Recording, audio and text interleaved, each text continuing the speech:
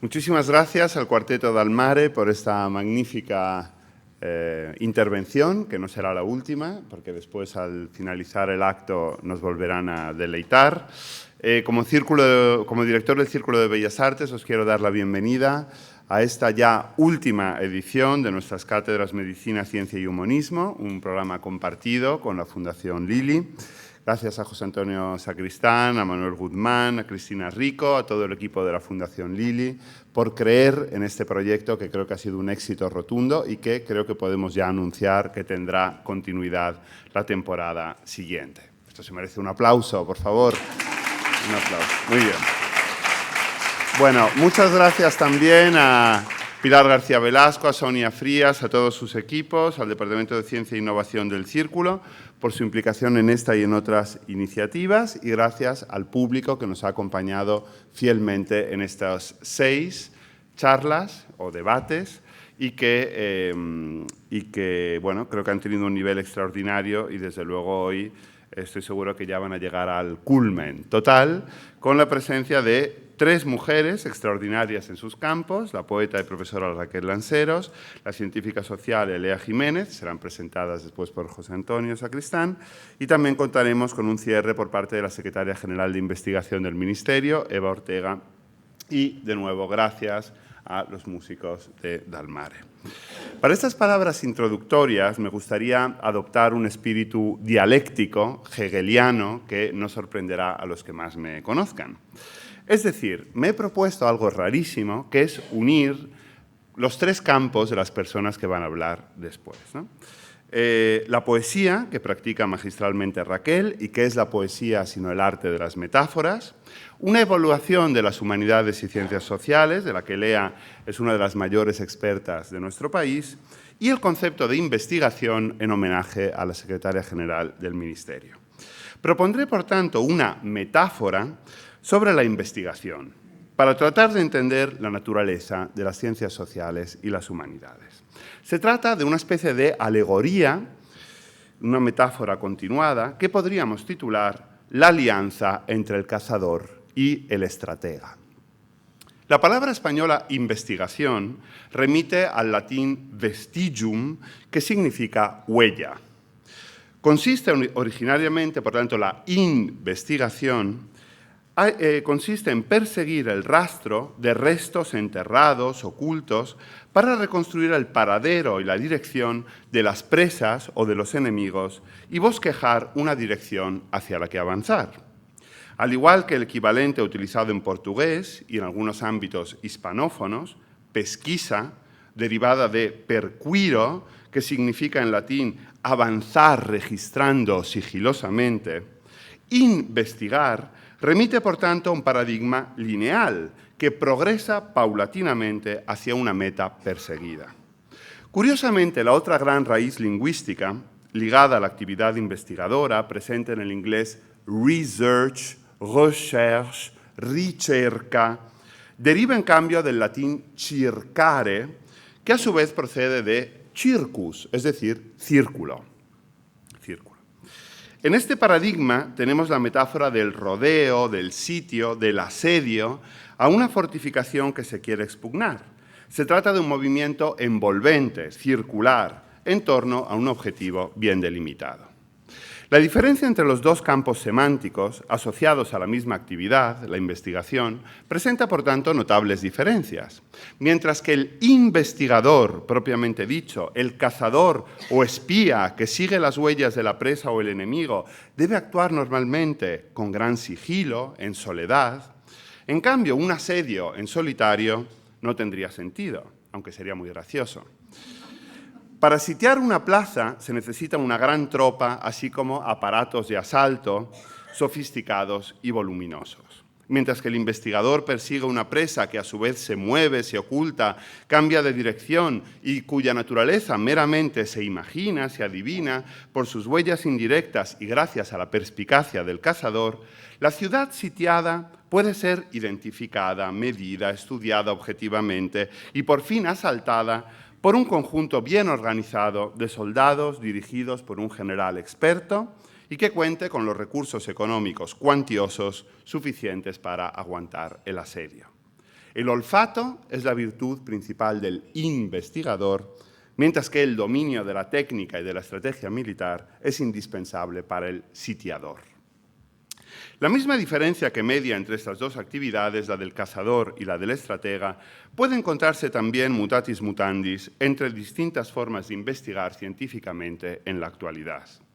Sería quizá reductivo asociar la primera forma, la del perseguidor solitario de huellas en movimiento de vestigia al ámbito humanístico y la del asedio colectivo organizado y tecnificado al área de las ciencias experimentales, quedando las ciencias sociales en un difícil campo intermedio que las vería, según el paradigma utilizado, no ir ni en recto ni en círculo, sino avanzar en espiral.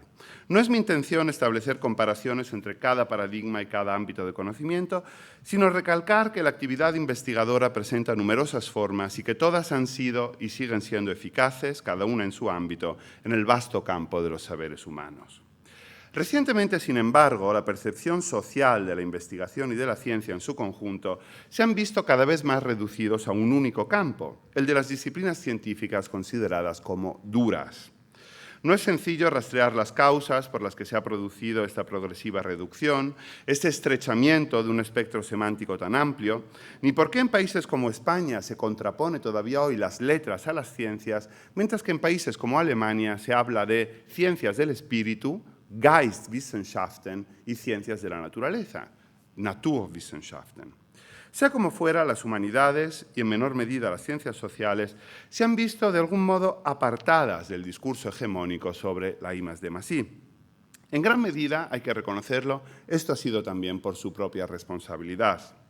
No han sabido, no hemos sabido, no han querido erigir un potente discurso alternativo que dignificara su carácter altamente científico por su historia prestigiosa, por su fundamentación rigurosa, por su respeto a la precisión terminológica, por sus descubrimientos y avances mediante verificaciones y refutaciones.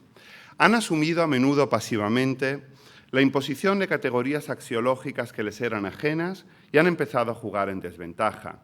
Han aceptado que no es posible ni deseable hacer ciencia en solitario y han sido evaluados en su práctica investigadora por su índice de impacto y por su capacidad de captación de fondos.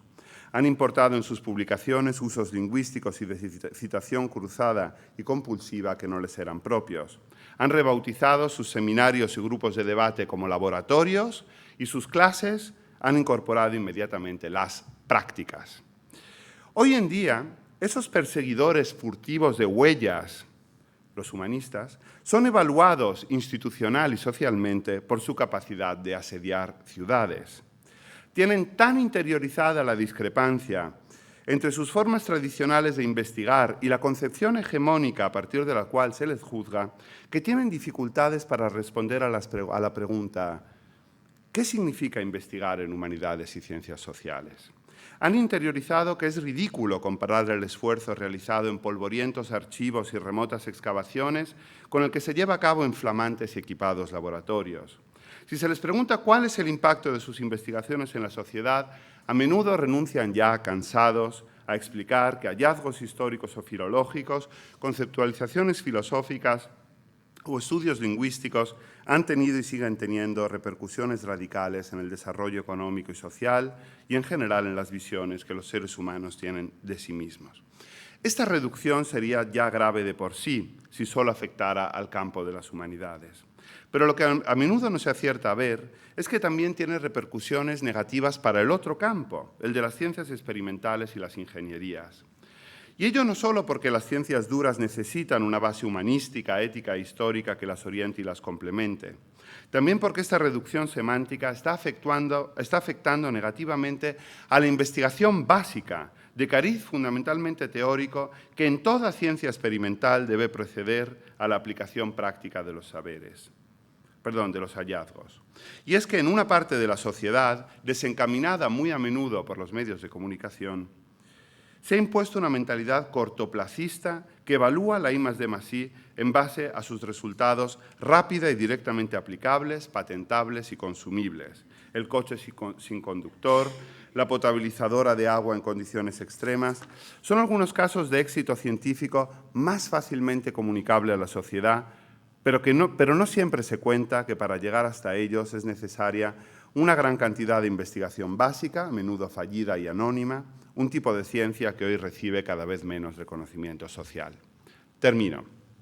Por suerte, hay señales esperanzadoras en el horizonte, no pocas de ellas fruto de cambios en la evaluación y la financiación por parte del Ministerio, que personalmente aplaudo. También la actividad ejemplar de agentes científicos como la Fundación Lilly, con ciclos como este, hace alumbrar la esperanza de que este paradigma reduccionista no triunfe. Desde todas las instancias es necesario dignificar y financiar adecuadamente las diferentes formas de concebir la ciencia y de investigar, en grupo o en solitario, en humanidades o en ingeniería, en el sector público y en el privado. Pero para ello es preciso que el cazador y el estratega entiendan que no están enfrentados. Los enemigos que les acechan, desgraciadamente, son los mismos: la desinformación, el cortoplacismo científico y el negacionismo, todos ellos, por cierto, letales también para la calidad de nuestras democracias. Y para terminar, y para expresar esta revolucionaria alianza, me gustaría terminar con una perífrasis que creo no hace falta explicar.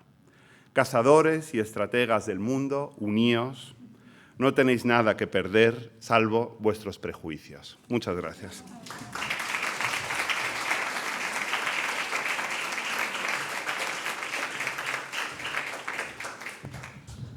Muy buenas tardes.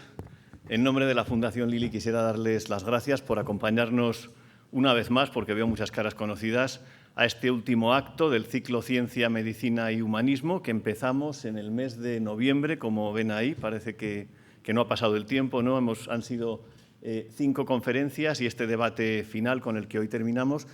Y bueno, voy a intentar ser breve. Lo que quería fundamentalmente hoy es dar las gracias. Dar las gracias en primer lugar a la Secretaria General de Investigación, a Eva Ortega, porque sabiendo además la agenda que tienes, Eva, nos has acompañado creo que en todas, menos la primera, en el resto de las conferencias, cosa que agradecemos enormemente, ¿no?, por el apoyo institucional que supone para nosotros que estés aquí acompañándonos.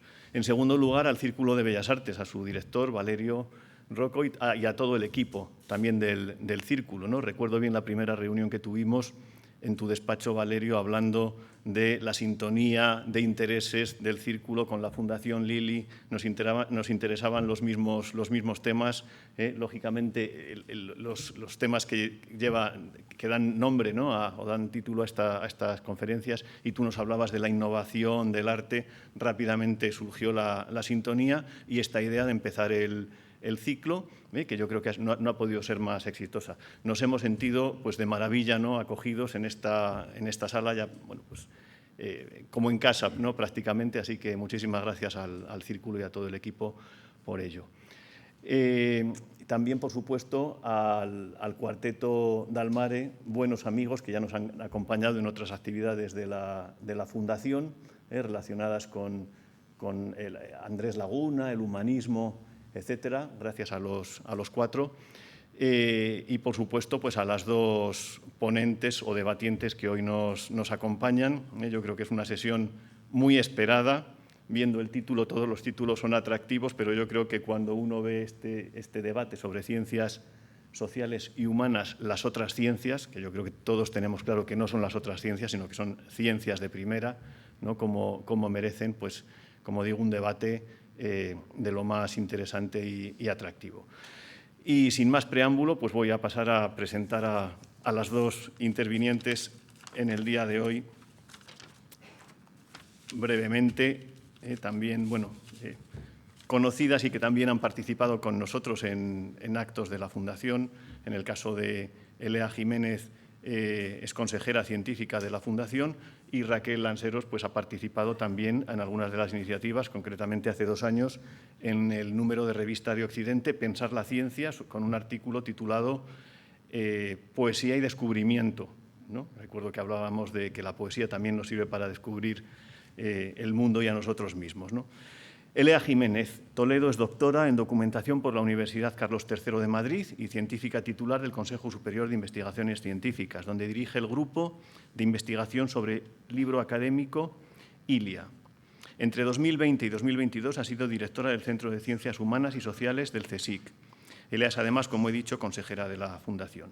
Desde el inicio de su carrera, sus investigaciones y colaboraciones se han centrado en la calidad en la edición científica y la vinculación de las publicaciones científicas con los procesos de evaluación académica, especialmente en las humanidades y en las ciencias sociales. Actualmente preside el Comité Científico de la Infraestructura Óperas, un proyecto europeo para promover el conocimiento en abierto sobre humanidades y ciencias sociales. También coordina la plataforma temática interdisciplinar Esciencia del CSIC, cuyo objetivo es impulsar la calidad, la visibilidad, la descubribilidad y el reconocimiento de los contenidos científicos en español. En la actualidad coordina el proyecto Teresia, un punto de encuentro para las terminologías en español y portal de tecnologías de inteligencia artificial a disposición de organismos e instituciones. Este proyecto recibió el pasado mes de mayo el premio del Día Internet 2004 en la categoría de emprendimiento e investigación. Como ven, no se aburre con la enorme actividad que desarrolla en su campo. Raquel Lanseros, por su parte, es poeta y traductora. Es una de las voces más premiadas y reconocidas de la actual poesía en español. Cerca de 200 críticos de más de 100 universidades la han elegido como la poeta más relevante en lengua española, nacida después de 1970. De su trabajo como traductora destaca su versión rimada de los poemas de amor de Edgar Allan Poe, la traducción de una selección de poemas de Lewis Carroll y del libro más reconocido de Luis Aragón, publicado por primera vez en español. Su obra ha sido parcialmente traducida a numerosos idiomas e incluida en innumerables antologías y publicaciones literarias de todo el mundo. Entre ellas destaca Poesía ante la incertidumbre, la cual ha superado la docena de ediciones en diferentes países. Las pequeñas espinas son pequeñas, uno de los libros más vendidos en España en 2014, y Matria, obra por la que fue galardonada con el Premio Andalucía de la Crítica y también con el Premio de la Crítica 2018. Raquel ha recibido en los últimos años varios reconocimientos. Destacamos el Premio Unicaja de Poesía, el Premio Antonio Machado en Baeza, el Premio Jaén de Poesía, así como un accésit del Premio Adonais. Participa también en talleres de creación poética, cursos, festivales y encuentros literarios por todo el mundo, a la vez que colabora con prestigiosas revistas literarias y culturales internacionales. Muchísimas gracias a las dos, Elea y Raquel, por acompañarnos esta tarde, y voy a presentar también muy brevemente a los componentes del grupo Dalmare, que, como decía el director del Círculo, pues nos han amenizado, ¿no?, con esta primera obra de inicio y con alguna obra más que tocarán a continuación. El cuarteto Dalmare está integrado por David Marco, violín, Fernando de la Horra, violín, Cristina Díaz, viola, y Pilar Navarro, violonchelo. Este cuarteto, como ellos mismos dicen, nace de la amistad y también del amor por la música de cámara de sus 4 integrantes. Todos ellos son titulados superiores y profesores en conservatorios y escuelas de música de Madrid y cuentan con una dilatada experiencia pedagógica, orquestal y camerística. Así que muchas gracias también al cuarteto Dalmare por acompañarnos esta tarde.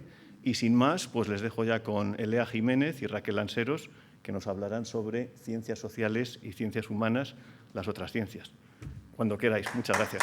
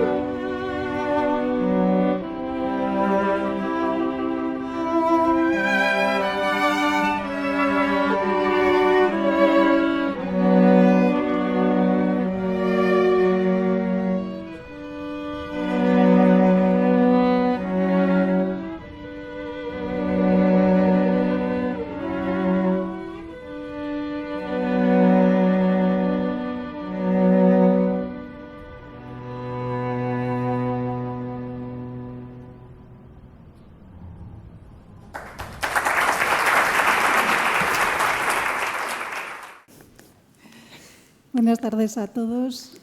Muchísimas gracias por acompañarnos. Muchísimas gracias, Valerio, José Antonio, por este regalo que nos hacéis, que nos hacen vuestras instituciones, el Círculo y la Fundación Lilly, por esta tarde en la que Raquel y yo vamos a compartir una conversación que nos apasiona.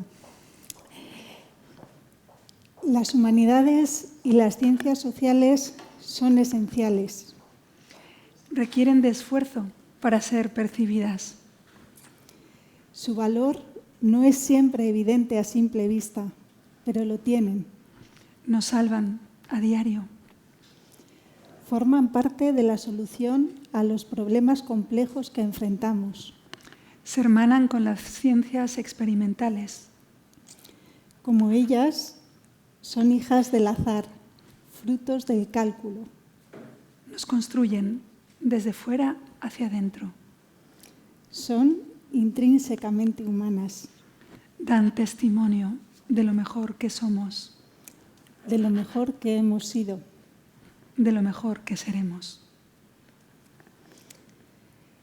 A menudo se habla de ciencia y humanidades como un binomio disociado. Las humanidades excluidas de las ciencias, cuando realmente las humanidades y las ciencias sociales forman parte del sistema científico de cada país.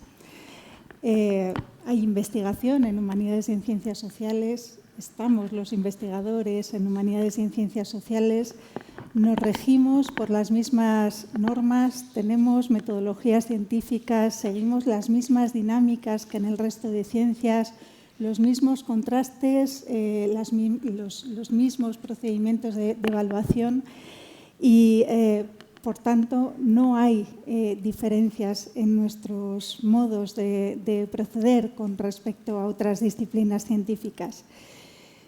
Valerio aludía a la percepción pública de las humanidades y de las ciencias sociales y hemos de pensar cómo muchas veces al hablar de humanidades y de ciencias sociales asociamos esta investigación a la cultura o nos preguntamos ¿para qué sirve esto de las humanidades y de las ciencias sociales?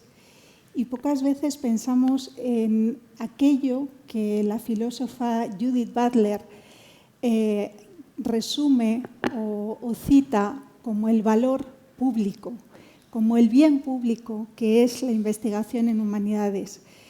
Es un servicio que se ofrece a la sociedad pensando en la sociedad y pensando en el camino que hemos de seguir. Así lo debemos interpretar las humanidades y las ciencias sociales como un bien público para todos nosotros. Requieren de esfuerzo, como decíamos anteriormente, requiere de esfuerzo ver que realmente tras muchas de las cosas y muchos de los problemas que tenemos tiene que haber respuestas desde las humanidades y las ciencias sociales, pero estamos abocados a hacer ese esfuerzo. Muchas veces las imágenes asociadas a la ciencia en la comunicación pública, y si todos pensamos en ciencia ahora mismo, preguntamos a los ciudadanos, nos van a hablar de microscopios, de probetas, de laboratorios, y pocas veces tendremos o evocaremos alguna imagen que tenga que ver con la investigación que realizamos en humanidades y en ciencias sociales. Nadie imaginará a un antropólogo asistiendo, por ejemplo, a un procedimiento de observación participativa, ¿no? Siempre nos va a venir a la mente otra imagen. Y estas imágenes pocas veces reflejan la práctica real de las humanidades y las ciencias sociales. También en los medios, la manera en la que se refleja cómo es nuestra investigación, pues es un poco confusa. Si ustedes se fijan, en la prensa y en el resto de medios de comunicación, la sección de ciencia refleja las investigaciones de la biología, de la química, de la astronomía, de la biotecnología, y pocas veces hay alguna noticia relacionada con la investigación en humanidades y ciencias sociales. Sin embargo, sí que la encontraremos en la sección de cultura. Allí, en la sección de cultura, bajo la noticia de descubrimientos arqueológicos, de piezas, de cuestiones culturales de muy diversa índole, detrás de esas noticias está la investigación en humanidades y ciencias sociales, también a veces en la sección de sociedad. Pero eso, que tiene su sentido lógico, informativamente hablando, hace que la información o la percepción que se tenga de las humanidades y las ciencias sociales esté disociada de lo científico, por más que en las piezas informativas se hable de esa metodología, de esa investigación seguida en las humanidades y en las ciencias sociales. A veces estas disciplinas son como luciérnagas, ¿no?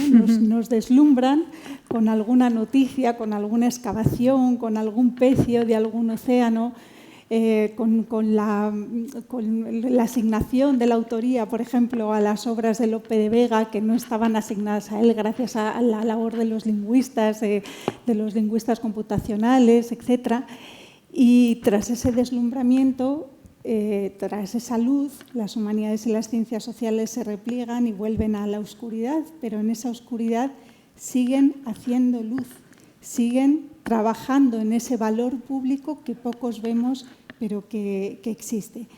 Y como también apuntaba Valerio, los humanistas y científicos sociales tenemos, en cierto modo, parte de culpa de ello, porque no estamos sabiendo trasladar lo que hacemos ni para qué lo hacemos, y no solamente aludiendo al sentido práctico de muchas de las investigaciones que realizamos. Y esto en el año 61, nada más y nada menos, lo decía Steiner.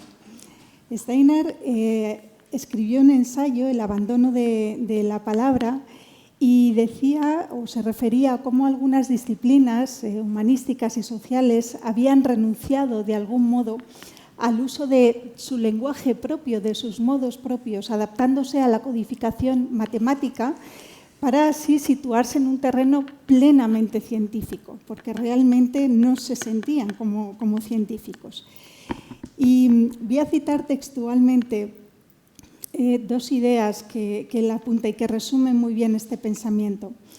Decía, por un lado, la fuerza de las hipótesis biológicas y zoológicas de Darwin se basaba en parte en el poder de convicción de su estilo, en el lenguaje, en la manera de comunicar.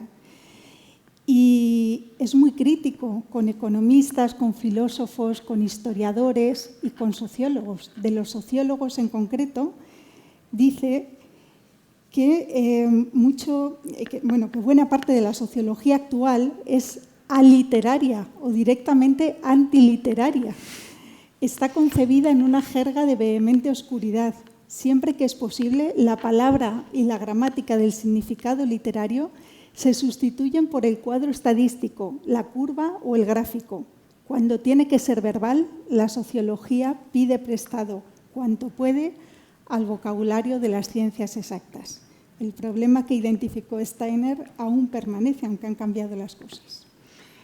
Y tanto es así que Steiner, como ustedes han visto, que es crítico con varias ramas del conocimiento que abarcan las ciencias humanas y las ciencias sociales, es más benévolo con la creación artística, porque la considera además un modo de refundación incluso del paradigma de pensamiento humano, pero sí que aboga por la divulgación humanística, que es de lo que estamos hablando en este momento, y también es muy importante como él, en el propio título de su libro, El abandono de la palabra, nos remite al logos, que en su momento etimológicamente estaba indeleblemente unido al pensamiento, y nos remite a ese problema irresoluto, quizá irresoluble, que es: ¿pueden las palabras, son las palabras las guías de nuestro pensamiento, o nuestro pensamiento es previo, es innato, y a través de las palabras que engendra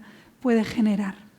El caso es que, si se fijan ustedes, en nuestro imaginario colectivo y específicamente en el de nuestro país, las humanidades, las ciencias sociales también, las artes en general, no digamos la literatura, no digamos la poesía, que era la creación de creaciones para los griegos, vienen asociadas a conceptos como los que les voy a compartir a continuación.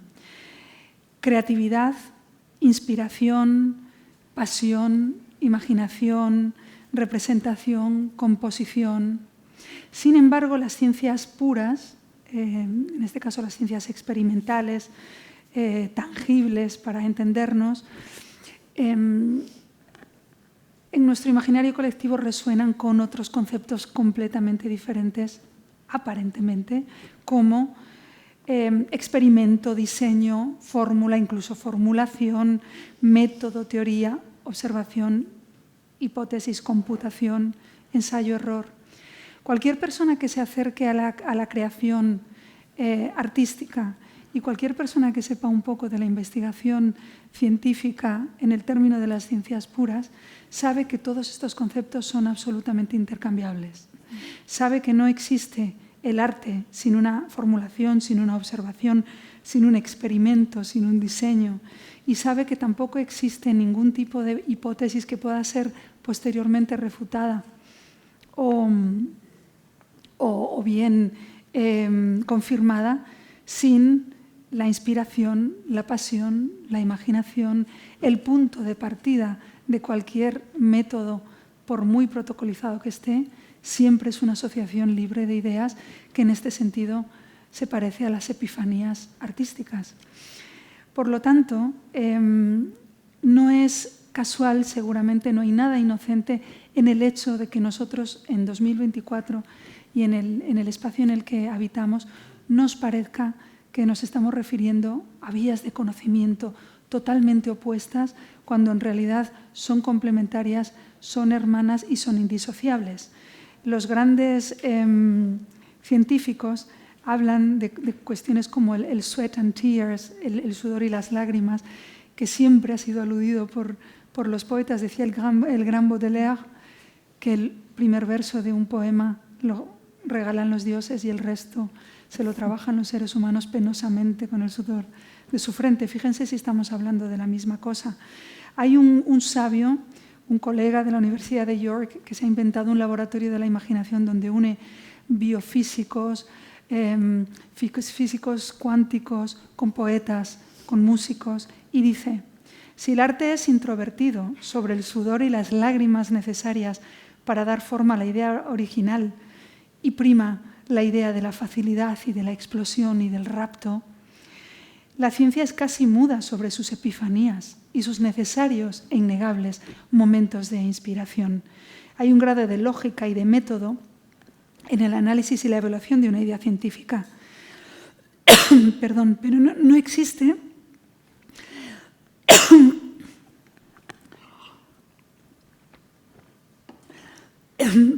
discúlpenme, ninguna receta a la hora de concebirla. Continúa, Raquel. Hay una cuestión que tenemos que reivindicar siempre y visibilizar, precisamente porque quizá no estemos comunicando bien la manera en que hacemos ciencia en nuestras disciplinas. Y es que efectivamente en las humanidades y en las ciencias sociales tenemos nuestras propias metodologías que son diferentes a las ciencias experimentales, pero trabajamos con análisis de datos, con metodologías Delphi, con encuestas, con entrevistas en profundidad, con grupos focales, con observación participativa, con análisis de fuentes escritas y orales, con síntesis heurística, con síntesis hermenéutica, con estudios de caso, con análisis del discurso. Es una enumeración larga, pero que he hecho a propósito precisamente para que se oiga hablar de estos métodos. Tenemos nuestros métodos, obtenemos nuestros resultados, los contrastamos, son comparados y revisados por los expertos. Y como cualquier otro científico, competimos con otros investigadores y grupos por obtener financiación para poder desarrollar nuestros proyectos de investigación. Dirigimos tesis, damos clases, representamos a nuestras instituciones en organismos y redes científicas internacionales, nos evalúan, evaluamos también, participamos íntegramente de todo el sistema de investigación. Por tanto, hacemos ciencia como la hace un físico, un biólogo o un matemático. Lo curioso es que también otro de los prejuicios, es muy pertinente que Valerio haya finalizado su alocución con la palabra prejuicio, porque en realidad estamos de algún modo también sustentados en esos prejuicios que a veces son semánticos y a veces son terminológicos. Las humanidades como lo universal, cuando en realidad, hasta donde nosotros sabemos, también la materia tangible es universal, en tanto en cuanto nosotros podemos conocerla. Inherente al ser humano, es evidente que las humanidades nos humanizan. Decía Juan Gelman que nada más intrínsecamente humano que cantar, pero también es cierto que el impulso de conocer nuestro entorno, de comprenderlo, de manejarlo, de intentar ponernos al mando, por muy espurio o por muy soberbio ontológicamente que parezca, también es intrínsecamente humano. Sucede que las ciencias humanas y las ciencias sociales tienen un escollo difícilmente superable en las apariencias, que es la dificultad de cuantificación. En un mundo en que todo debe ser rendido, o se rinde en su mayoría, a los resultados computables, demostrables. Esto tampoco no es baladí, desde luego, pero tampoco ha sido eterno. Digamos que es un paradigma que se sublima sobre todo a partir de la revolución industrial. En la era postindustrial se sublima esta cultura diferenciada más que nunca antes.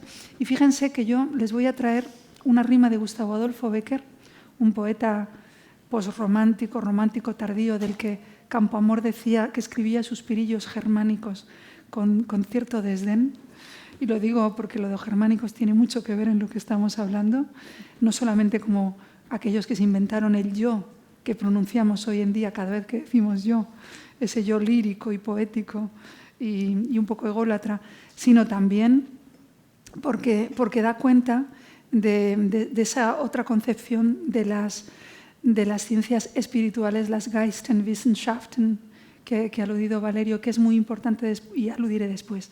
Pero les traigo a colación solamente 2 estrofas de la rima cuarta, que es muy famosa y que es un exponente celebérrimo de esa disyuntiva mitad aparente, mitad real, que supone ese confrontamiento o esa comparación enojosa entre lo visible y lo intuido. No digáis que agotado su tesoro, decía el gran poeta sevillano, de asuntos falta, enmudeció la lira. Podrá no haber poetas, pero siempre habrá poesía. Mientras la ciencia a descubrir no alcance las fuentes de la vida y en el mar o en el cielo haya un abismo que al cálculo resista, mientras la humanidad, siempre avanzando, no sepa dónde camina, mientras haya un misterio para el hombre, habrá poesía. Fíjense ustedes que aquí la palabra poesía es un sinónimo sublime, hiperbólico, vital de todo lo desconocido. Y decía, volviendo otra vez al concepto de ciencias del espíritu que yo tanto admiro en la cultura alemana, como una especie de conocimiento holístico y generalizado y no contrapuesto, sino hermanado y complementario al saber empírico y más tangible de las ciencias puras, yo quiero traer a colación para terminar esta parte a Juan de Mairena. Juan de Mairena, que como todos sabemos era uno de los heterónimos de Antonio Machado, aunque él los llamaba sus complementarios, y no debemos adoptar la terminología pessoana si queremos ser exactos y que no nos tilden de lo contrario. Decía, fíjense ustedes, cuando el saber se especializa, crece el volumen total de la cultura. Esta es una ilusión y es un consuelo de los especialistas. Sin embargo, lo que sabemos entre todos, oh Dios, eso es lo que nadie sabe. Lo desconocido, ¿cuánto sale? Desconocidas son las humanidades y las ciencias sociales, y volvemos a Steiner, a la necesidad de comunicar mejor lo que hacemos, de implicarnos mucho en la divulgación científica, en la comunicación pública de lo que hacemos y de exponer ante la sociedad a las otras ciencias, de hacernos ver, de contar realmente lo que hacemos. Para mí necesitaríamos una sobredosis de humanidades y ciencias sociales en la sociedad. Necesitaríamos ir señalando gráficamente dónde hay investigación en humanidades y ciencias sociales y por qué, y hacer notar por qué ha sido imperceptible. Pensemos en un detalle nimio, como el acto de llevar a nuestros hijos al colegio o al instituto en un determinado horario. Determinado horario que en España pues, es hasta las 5 de la tarde y que asumimos con normalidad y nos planteamos con normalidad y lo aceptamos y lo incorporamos a nuestra vida. No nos hemos planteado en ningún momento que esto es fruto de muchas investigaciones pedagógicas a nivel mundial que empíricamente han estado probando cómo los horarios influían mejor o peor en el comportamiento de los niños, cómo las asignaturas tienen que situarse de tal o cual manera, cómo el horario reducido tiene unas ventajas, el horario partido tiene otras, y cómo al final, con esa información, y si es posible, en combinación con las políticas públicas, pues se llega a una determinación de un horario. Este es un dato básico y sencillísimo. Estamos viendo cómo nuestros hijos aprenden algunas materias a distancia, cómo utilizan la tecnología, y detrás de esa tecnología, detrás de esas plataformas, detrás de esas técnicas de aprendizaje y de enseñanza, hay mucha investigación pedagógica y es algo que pasa totalmente desapercibido. Tendríamos que señalar, acudiendo a esa sobredosis de información, aquí hay investigación en humanidades y en ciencias sociales. Y aquí, pues claro, nos tenemos que plantear si es un problema de falta de cultura científica o de falta de cultura en humanidades y en ciencias sociales, y esta parte habría que reforzarla, o es un problema de comunicación pública de la ciencia, o es un problema de educación de la ciencia en los colegios, o es un problema de todos que tenemos que afrontar conjuntamente, ¿no? Tenemos que contar mejor, además, cómo valorizamos nuestra investigación, es decir, qué hacemos con nuestros resultados de investigación para hacerlos llegar a aquellos que potencialmente los pueden utilizar. Otra cosa es la transferencia. La transferencia es cuando realmente esos resultados son utilizados por terceros agentes, ¿no? Y aquí creo que es muy importante destacar algunos datos. En el año 2008, la ANECA lanzó la primera convocatoria de sexenios de transferencia para ver y evaluar y reconocer cómo los científicos estábamos transfiriendo resultados de investigación. En esa primera y única convocatoria, a la que se presentaron más de 16.000 solicitudes de todas las áreas, tuvimos la oportunidad de hacer un estudio sobre todas esas solicitudes, sobre todas esas contribuciones, y pudimos ver que las artes, las humanidades, las ciencias jurídicas y las ciencias sociales son áreas con las mayores tasas de éxito en la concesión de sexenios. Y pudimos ver también una cosa muy interesante, que es una evidencia que habría que tener en cuenta a futuro, y es que mientras que en las ciencias experimentales, en las exactas, en las ingenierías, etcétera, se transfiere o se utilizan las patentes, la creación de empresas, los doctorados industriales, los contratos, el cobro de retornos de derechos, etcétera. Todo eso son formas de transferencia de conocimiento con la industria y con la empresa. En las humanidades y en las ciencias sociales firmamos acuerdos con instituciones sin ánimo de lucro, hacemos asesoramiento científico, creamos guías pedagógicas, diseñamos códigos deontológicos, musealizamos, creamos piezas audiovisuales, intervenimos en medios de comunicación. Es decir, nos comportamos o transferimos de otra manera, pero transferimos. Esto hay que recalcarlo para destacar precisamente la actividad investigadora que se lleva a cabo en las humanidades y en las ciencias sociales. Y, de hecho, cada vez que se habla de la necesidad de reinventar las humanidades o las ciencias sociales para el gran público, sale a colación una palabra que también en algunos casos tiene acepciones no deseadas y que nos hemos inventado casi eufemismos para ella, que es la palabra divulgación, en el ámbito académico tan denostada, sin embargo, bajo mi punto de vista, tan necesaria. ¿Divulgar qué es exactamente? No es vulgarizar, aunque provengan de la misma raíz, sino todo lo contrario. Es generar alta cultura para todos los públicos sin ningún tipo de menoscabo de su profundidad. Divulgar es ayudar a vehicular el tránsito entre el conocimiento poseído teóricamente por unos pocos hasta lograr que sea poseído por la mayoría. En este país tuvimos un ejemplo de ansia de divulgación hecha desde las instituciones educativas, como fueron, por ejemplo, las misiones pedagógicas de la Institución Libre de Enseñanza. Un ejemplo valiosísimo que muchas veces desde las facultades de educación se olvida como referente, pero que yo reivindico porque los creadores pertenecientes a la generación del 28 y a la del 98, perdón, y a la generación del 27, nuestra edad de plata, tenían un concepto muy claro sobre cómo el verdadero arte, las verdaderas humanidades brotan cuando se encuentra la vena culta con la vena popular y se funden en una. Y esto a mí me recuerda mucho también al concepto particular hegeliano de Volksgeist, una especie de espíritu común o la mente de un pueblo. Eso que genera que los individuos se coaliguen con otros y piensen de manera germinativa, de manera común.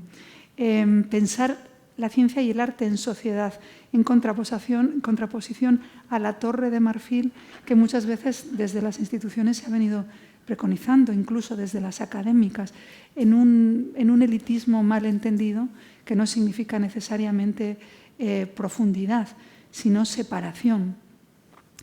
El derecho a saber. Esto quizás sea una cuestión que la sociedad necesariamente tiene que poner en algún momento sobre el tapete. La desfuncionalización de los saberes. Estamos acostumbrados, desde el punto de vista también de la vida académica, cómo los saberes son adquiridos por los individuos poco menos que como técnicas que van a desembocar a un fin y es que esa persona encaje como una pieza en el organigrama económico, sociopolítico, dejando de lado el espíritu, el Geist, todas las necesidades que no son meramente físicas. Pero ¿es el conocimiento un bien humanístico para la formación y el crecimiento personal? Ya se habla desde muchos ámbitos, desde luego creativos, pero también académicos, del Producto Interior Bruto, de la felicidad. Y es algo muy serio, es seguramente el paradigma que viene. ¿O es simplemente, como digo, un requisito para encajar y para continuar produciendo para determinados fines que podemos en otra conferencia diseccionar? ¿El saber es un fin o es un medio? ¿Es un derecho o es una necesidad del sistema que adquiramos un poco, que sepamos mucho de menos y menos? ¿O necesitamos quizá una refundación renacentista en la que los seres humanos podamos volver a acceder al conocimiento en su amplitud, en su completitud? Cada uno pondrá sus metas en su propio esfuerzo, pero sin que tengamos que vernos relegados a ser desconocedores de parte de nuestra tradición científica o humanística. En este sentido, y termino, quizá la ciencia como un agente deshumanizador que sustituye el misterio por la fría medida fue algo que captaron los poetas en el siglo XIX porque se dieron cuenta que, digamos que la ciencia desde el punto de vista oficial iba a ser aplicada de este modo. No como un método de compartir, sino como un método de excluir. Y por eso un gran poeta como era John Keats escribió un poema llamado Lamia, que decía: no huye todo encanto al mero contacto con la fría filosofía. Fíjense ustedes que en este caso la palabra philosophy la está utilizando como un sinónimo de ciencia. Hasta tal punto está enrevesada nuestra conciencia terminológica y ni siquiera nosotros sabemos muy bien a lo que nos estamos refiriendo. Pero fíjense que Cervantes, que amó la poesía, que maldijo que el cielo no le quisiera dar esa gracia, aunque bajo todos los puntos de vista se la dio. Pero bueno, dicen los expertos que se tuvo que que contentar con inventar la gran novela moderna. Él decía que la poesía era la ciencia menos útil que deleitable y no es de las que suelen deshonrar a quien la posee. La poesía, a mi parecer, es en todo extremo hermosa, enriquece, pule y adorna todas las otras ciencias, y todas se han de servir de ella, y todas, si quieren autorizarse, lo harán a través de ella. Esto me recuerda al coqueteo entre disciplinas y al coqueteo terminológico también que tuvo lugar en el origen de las sociedades científicas. Laura Snyder recuerda en su libro El Club de los Desayunos Filosóficos cómo se reunían los científicos, se reunían los expertos y entonces los científicos querían crear, realmente era el origen de las sociedades científicas, y hablaban entre ellos y de ellos como filósofos naturales. Eran los científicos los filósofos naturales. Y hubo un tremendo debate para delimitar y para compartimentar los ámbitos en los que estaban trabajando. De tal manera que debatieron mucho sobre cómo deberían denominarse, y antes de llegar al término scientist, o llegaron al término scientist porque venía de artist, y aquí el coqueteo. Era la profesión de hacer arte, lo otro era la profesión de hacer ciencia, de investigar. O sea, siempre van de la mano, siempre veamos el caso que vean. Si nos referimos al ensayo que escribió Antonio Monegal, como El aire que respiramos, que fue Premio Nacional de Ensayo, él se refiere a la cultura como aquello que las humanidades estudian y que también las contienen. Y es importante diferenciar humanidades de cultura, ¿no? Yo creo que en esto tenemos que hacer un esfuerzo especial. Y Antonio Monegal, como gestor cultural que ha sido, relata muy bien cómo es su función de gestor cultural, muchas veces para defender la cultura y para defender que haya presupuestos públicos para actividades culturales, tiene que recurrir a las cuantificaciones, a las cifras, y cómo muchas veces entramos en ese juego necesariamente para poder tener presupuestos públicos para la cultura. Como en otra época entramos, como decía Steiner, en el juego terminológico para estar en otra liga que realmente, en otro ámbito que realmente no nos corresponde, ¿no? Lo curioso es que en este debate, digamos, entre toda esta contraposición de disciplinas que no dejan de ser vías de conocimiento que el ser humano tiende hacia todo lo desconocido, que siempre es más que lo conocido, a pesar de que tanto la ciencia como las humanidades van caminando hacia ese horizonte. Lo cierto es que desde el principio de nuestros libros sagrados y antiguos, nombrar siempre ha sido dar existencia desde el Génesis. Por lo tanto, la palabra tiene mucho que ver con la existencia de la realidad.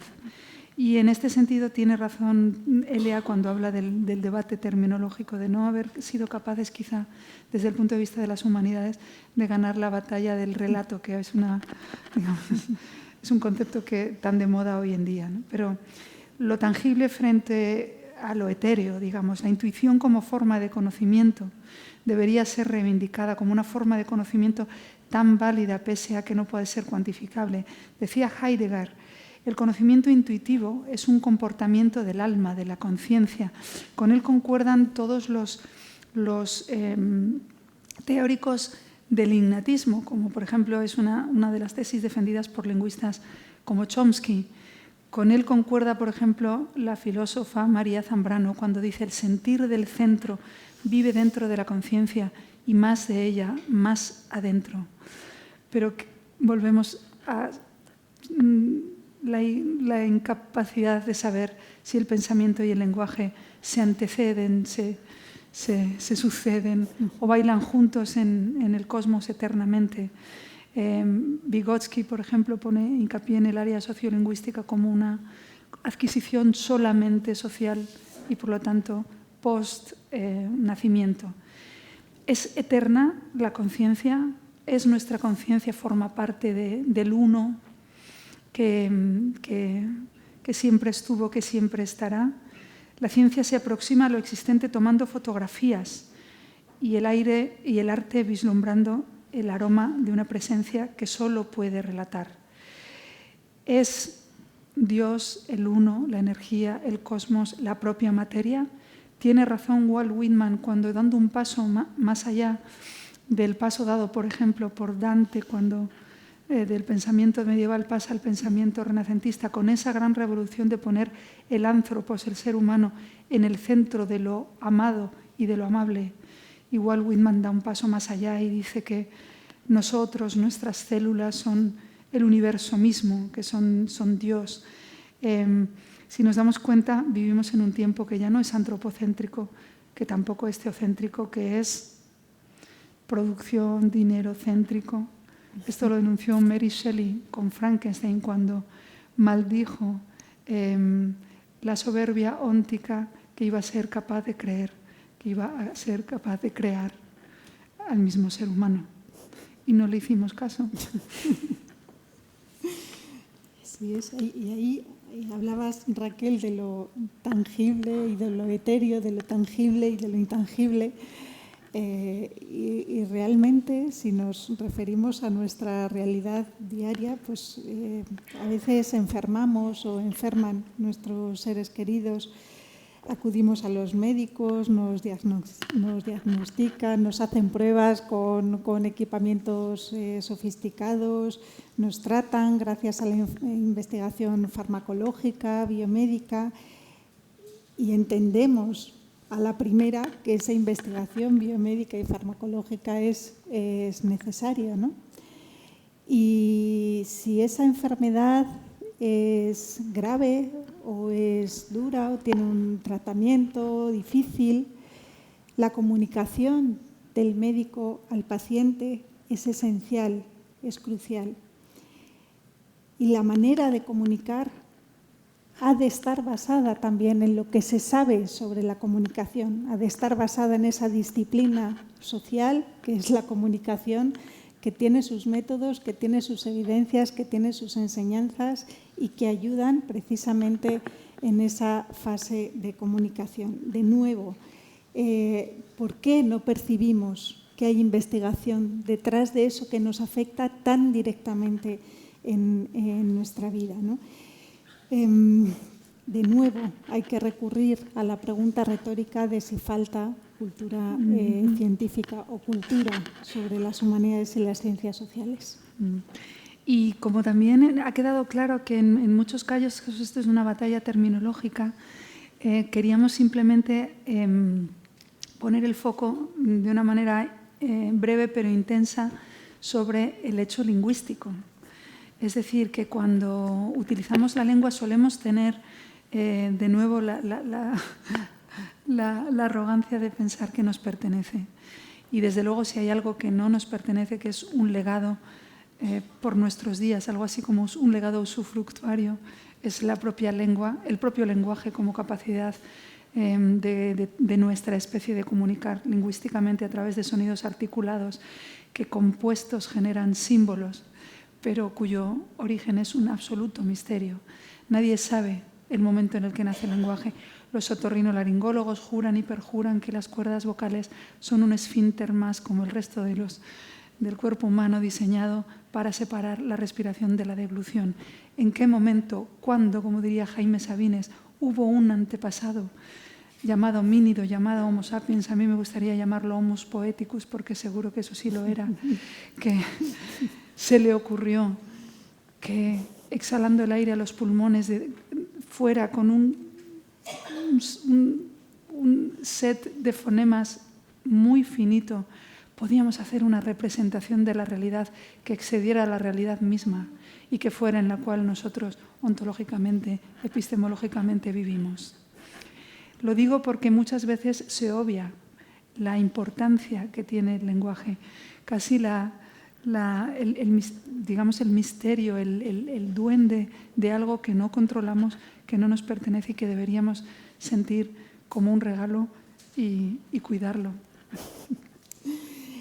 Y has llegado, al mencionar el lenguaje y a los otorrinos, dos áreas teóricamente tan lejanas, has llegado al gran tema de la intersección de las ciencias, ¿no? Y es que prácticamente no podemos imaginarnos, no podemos pensar en ninguno de los retos que tenemos actualmente como sociedad, sea cambio climático, sean energías, sean enfermedades, sean guerras, sea polarización política, sea desinformación. No podemos pensar ninguno de ellos sin el concurso de varias disciplinas científicas, sin el trabajo interdisciplinar que permitan una mirada compleja y una solución compleja a todos estos problemas.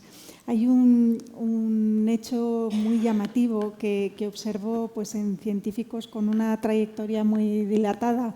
Voy a mencionar a dos que son a los que he leído más recientemente, que son Javier de Felipe, neurocientífico, y también Carlos López Otín, bioquímico, que en sus últimas obras, monografías bien desarrolladas, bien documentadas, y después de haber publicado mucho sobre temas muy especializados, recurren a las humanidades, recurren a la literatura, recurren a la filosofía, a la historia, a la antropología, para tratar de entender todo aquello que ellos saben. Ellos son sabios en sus disciplinas, pero han necesitado más. Todos nos necesitamos mutuamente, ¿no? Y lo explica magníficamente bien, seguramente muchos de ustedes lo han escuchado, Siri Husbeth. Siri Husbeth, cuando recibió el premio Princesa de Asturias, se refirió a una anécdota cuando ella dio una charla ante neurólogos de un hospital, y al final de la charla pues un neurólogo se le acercó y le dijo: ¿por qué yo, que llevo analizando escáneres toda la vida para estudiar el Alzheimer, debería leer literatura, filosofía o historia? Y dice Siri Husbeth: le respondí que le ayudaría en su trabajo, vería lo que ahora no veía e identificaría en sus modelos puntos débiles que nunca se le habían ocurrido. Lo sé porque he sido testigo una y otra vez de los problemas que suscita un enfoque demasiado restringido. Y esto es válido tanto para el estudioso de humanidades, que nunca se ha molestado en pensar en músculos, huesos, tejidos y células, como para el científico que solamente piensa en neuronas. Ninguno de los dos se pregunta cómo sabe lo que cree saber. Las preguntas que deberían hacerse no se hacen porque quedan fuera del marco de referencia, de ahí la importancia de la interdisciplinariedad. Dice Siri Husbeth: cuando escribo intento formular la siguiente mejor pregunta, basada en muchas disciplinas y no en una sola. Y me hago esas preguntas en las novelas, en los ensayos y en los trabajos académicos, porque todos son vías para el conocimiento humano. He aprendido que un género o disciplina no es superior a otro. Debemos recelar de nuestros prejuicios, volvemos a los prejuicios. Ni la ciencia es elevada, intelectual y masculina, ni las artes y las humanidades son inferiores, emocionales y femeninas. Debemos aprender que la autoridad y la sabiduría vienen en muchos formatos, sexos, colores, formas y tamaños. Debemos aprender unos de otros y recapacitar. Es evidente que lo social y lo humano, como base imprescindible de muchos conocimientos en ciencia, debe estar presente. Es evidente que la ciencia es un estudio de lo físico, pero también de lo inconsciente, quizá de lo místico, como dijo Freud. La transversalidad del conocimiento es evidente. Los límites entre las ciencias puras, las sociales y las humanas son un hermanamiento permanente.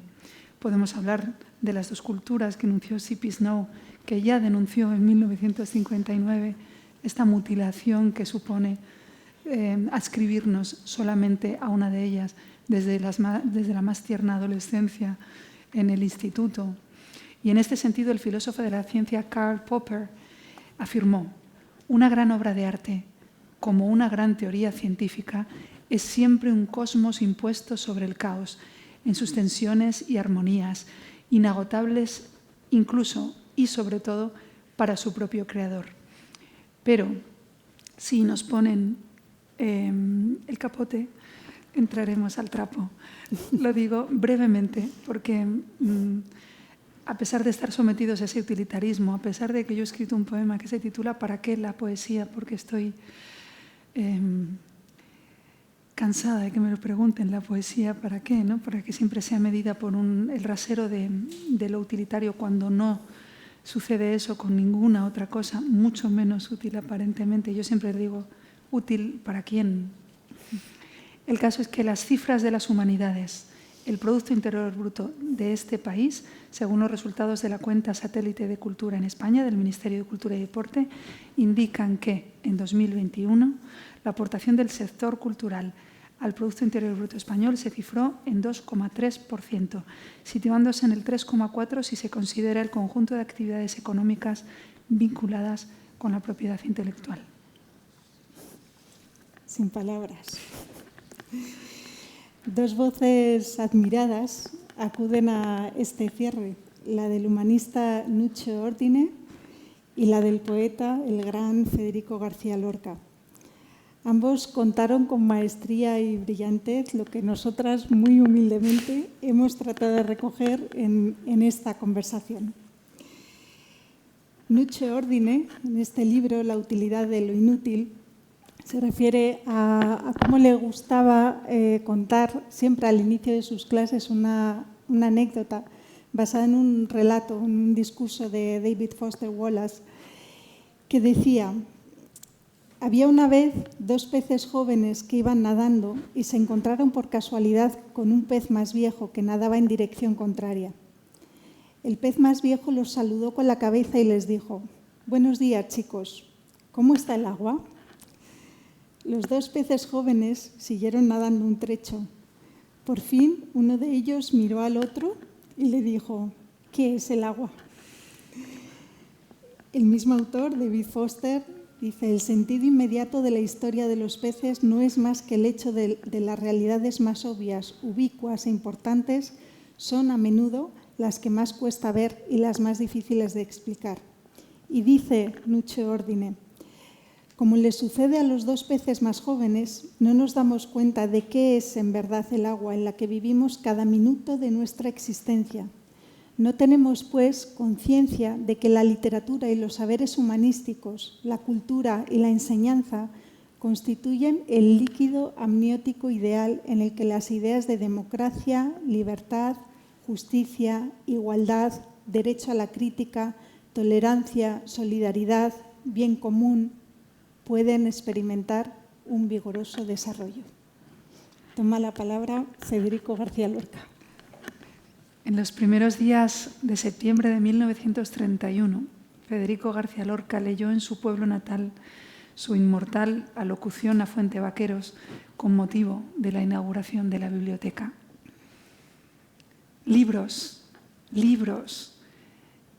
He aquí una palabra mágica que equivale a decir amor, amor, y que debían los pueblos pedir como piden pan o como anhelan la lluvia para sus sementeras.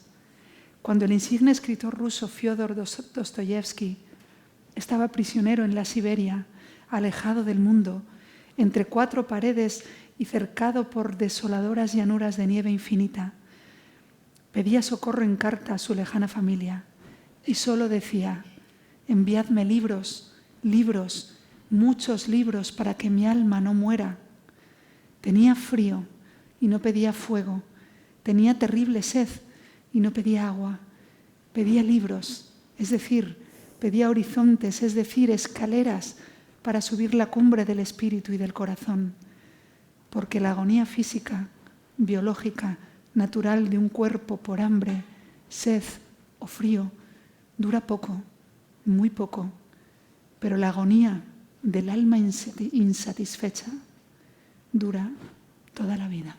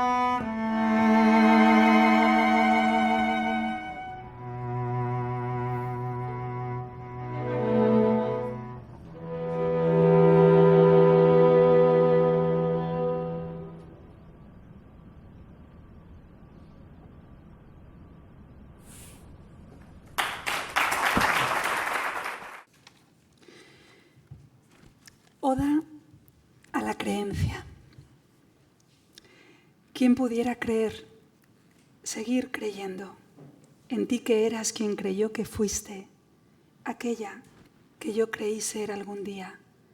Cuando creía en tus ojos y creyéndote, volvía a creer, crédula y sin descrédito.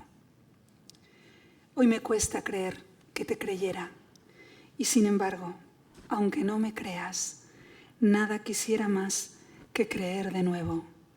Ligero el corazón de descreimiento, como solo se cree antes de haber creído.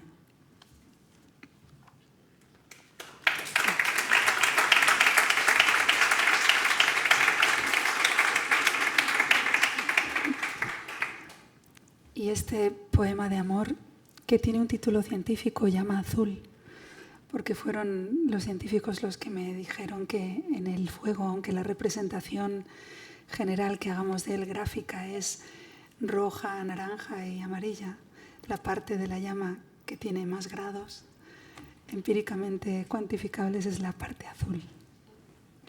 Y para contradecir a los adolescentes que a veces me dicen ¿por qué la poesía de amor es tan triste? Bueno, pues este poema es celebratorio, hímnico y dionisíaco y mediterráneo. Aspira a un tiempo prebabélico, donde las lenguas no fueran óbice para el entendimiento. Arde, calcina, abrasa, blau Flamme, die mich so verbrennt, mi lámpara de fuego, tiernamente quemándome, blue fire burning in my veins, mi destello encendido, mon feu sans cesse, ma flamme allumée, que me incendia más dentro, mi pulpa abrasadora, mi canícula, amore mío ardente e infinito, mi libertad, mi lumbre, mein Lichtlein ist das heiß, mi inagotable vértigo, o meu fogo demais, más azul, más profundo. Las palabras se estrechan, disminuyen, desazulean, no alcanzan. When will I see you again? Ya no puedo, me quiebra your brightness, oh my spear. Mi Dios incandescente, deine helle Lippen muss ich küssen. Tan llama, tan luz mía, tan delicadamente vida eterna, que prende mi razón y me consume.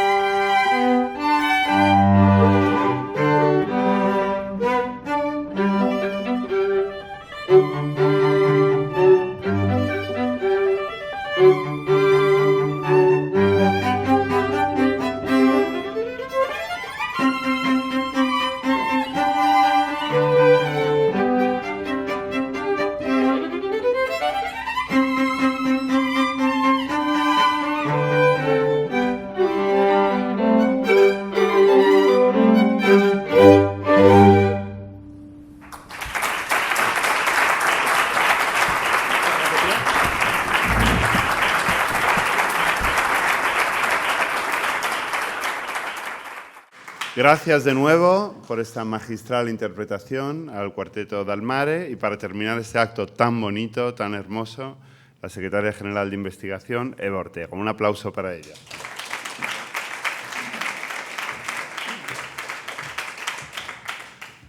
Pues después de este magistral debate, las grandiosas poesías de Raquel y la música, quizá lo que sobre son las palabras. Nos deberíamos ir sin escuchar ninguna más para irnos con el cuerpo debido, ¿no? Aún así, para mí es un honor y un placer poder cerrar este ciclo de conferencias Ciencia, Medicina y Humanismo organizado por la Fundación Lili. Queridos amigos, José Antonio, Manolo, Cristina, siempre es un placer poder participar de alguna manera, bien como oyente o bien como persona que clausura eventos, estar aquí con vosotros escuchando la gran calidad de estas conferencias. Y, por supuesto, el Círculo de Bellas Artes.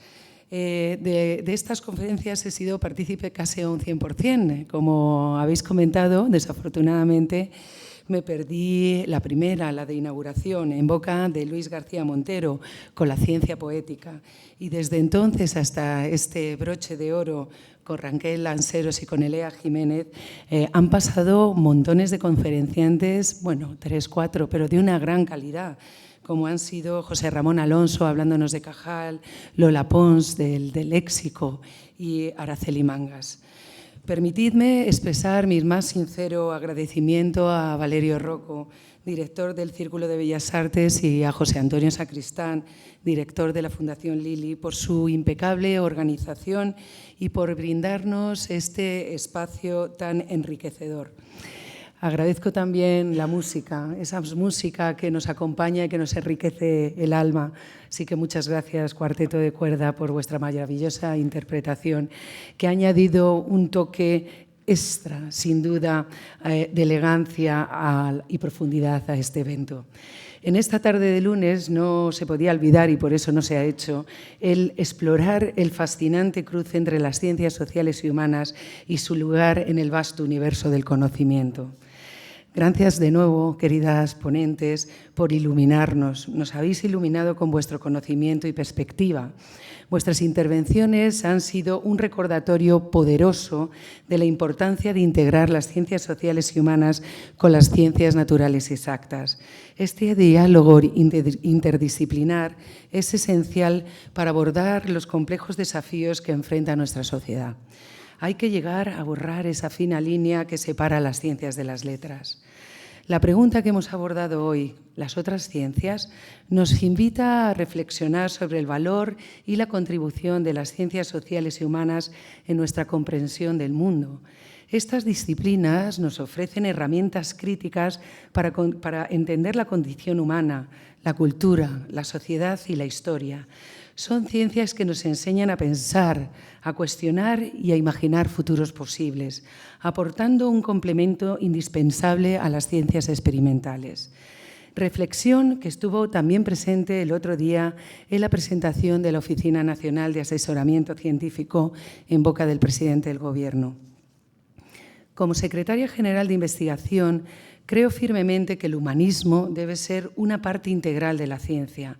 La investigación científica no solo trata de descubrir verdades objetivas, sino también de mejorar la vida humana en todas sus dimensiones. La colaboración entre disciplinas diversas enriquece nuestra perspectiva y potencia nuestra capacidad de innovar y de encontrar soluciones sostenibles y equitativas.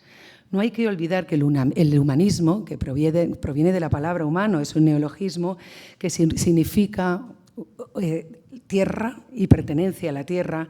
Es por esta pertenencia a la tierra y a la explicación que queremos darle a ella de las que derivan las disciplinas de las ciencias de la vida, pero también la filosofía, la medicina, etc. Cada disciplina es parte de un puzzle que lo es todo, el conocimiento. En este contexto, el del conocimiento que rige la investigación, quiero destacar el papel crucial de nuestro ministerio, el Ministerio de Ciencia, Innovación y Universidades, desde donde fomentamos la interdisciplinariedad promoviendo políticas que integren la ciencia, la tecnología, las humanidades y las artes. No cesamos en la apuesta de crear un entorno donde las diferentes ramas del conocimiento puedan florecer conjuntamente, beneficiando a la sociedad en su totalidad. Así, nuestra misión es clara: promover una ciencia inclusiva y diversa, que no solo avance en el conocimiento, sino que también respete y celebre la riqueza de las distintas disciplinas. Es vital que continuemos fomentando la colaboración entre científicos, humanistas y artistas, para que juntos podamos enfrentar los retos del siglo XXI con una visión amplia y una comprensión profunda. En conclusión, y para terminar, reitero mi agradecimiento a los organizadores, a los ponentes, a los músicos por la participación en este evento. Espero que esta jornada haya sido, esta y todas las anteriores, tan inspiradora para vosotros como lo ha sido para mí, y que nos llevemos de aquí un renovado compromiso de multidisciplinariedad en nuestras prácticas científicas y académicas. Gracias a todos vosotros por vuestra atención y por compartir esta velada con todos nosotros y nosotras. Buenas tardes, muchas gracias y hasta la próxima.